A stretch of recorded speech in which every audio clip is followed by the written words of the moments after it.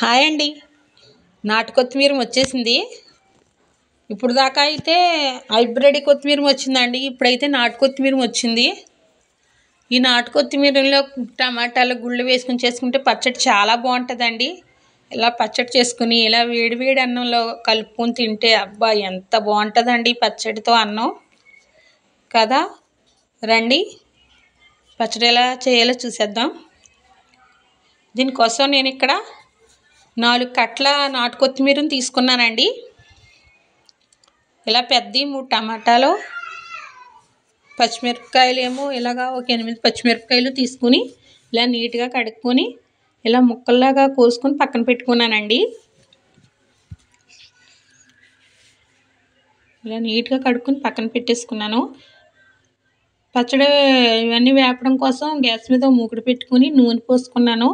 నూనె వేగిన తర్వాత వేరుశనగ గుళ్ళు వేసుకున్నానండి. గుళ్ళు వేసుకుంటే చాలా బాగుంటుంది పచ్చడి. ఇలా గుళ్ళు అనేవి బాగా ఎర్రగా వేగాలండి. ఇదంతా సిమ్లోనే పెట్టుకోవాలండి. ఎక్కువ మంట పెట్టుకుంటే మాడిపోతాయి. గుళ్ళు వేగిన తర్వాత గుళ్ళు పక్కకు పెట్టేసుకున్నాను. అదే మూకుట్లో ఇంకా నూనె ఉందండి. పచ్చిమిరపకాయలు వేసి ఇలాగ వేయించుకోవాలండి. ఇలా పచ్చిమిరపకాయలు వేగిన తర్వాత ఇలా ఎండుమిరపకాయలు వేసుకున్నానండి. ఇలాగ ఎండుమిరపకాయలు ఇలా ముక్కలు చేసుకుని వేసుకుంటే లోపల ఉన్న విత్తనాలు కూడా వేగి పచ్చడి అనేది చాలా బాగుంటుందండి. ఇలా కొంచెం జీలకర్ర కూడా వేసుకున్నాను. ఈ 3 కూడా వేగిపోయిన తర్వాత తీసి పక్కన పెట్టుకున్నానండి. తర్వాత ఇలా ఒక అల్లం ముక్క తీసుకుని ముక్కల్లా కోసుకుని అది కూడా కొంచెం వేగనిచ్చిన తర్వాత ఇలా టమాటాలు కూడా వేసుకున్నానండి. టమాటాల్లో ఇలా ఉప్పు వేసుకుని వేయించడం వల్ల నీరు అనేది సులువుగా వస్తుందండి. ఇలా చూసారా నీరు ఇలా ఊరుతుంది ఉప్పు వేసుకుంటాం వల్ల. రాళ్ళు ఉప్పు వేసుకుంటే టేస్ట్ బాగుంటుందండి సాల్ట్ కన్నా కూడా. తర్వాత కొంచెం చింతపండు కడిగి వేసుకున్నాను. అలాగే కొంచెం కరివేపాకు రెమ్మలు కూడా వేసుకుంటే బాగుంటుందండి. ఇవన్నీ కూడా బాగా వేగిపోయిన తర్వాత ఇలా వెల్లుల్లిపాయ రెమ్మలు కూడా వేసుకున్నాను.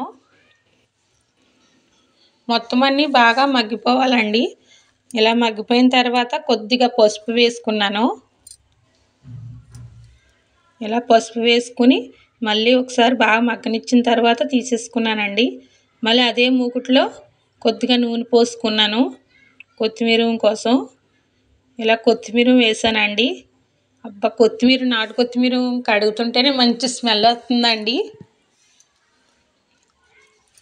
కొత్తిమీర కూడా బాగా వేగనివ్వాలండి. అప్పుడే బాగుంటుంది. పచ్చివాసన అంతా పోవాలండి. ఇలా కొత్తిమీరలోంచి నీళ్ళు వస్తాయండి. ఆ నీళ్ళన్నీ కూడా తగ్గిపోయే వరకు కూడా మనం కొత్తిమీర వేపుకోవాలండి. చూసారా మనం అంత కొత్తిమీర వేసాం, కొంచెమే అయ్యింది. ఇలా మగ్గిపోయే వరకు మనం వేయించుకోవాలి. తర్వాత ఇవన్నీ కూడా బాగా చల్లారిపోనివ్వాలండి.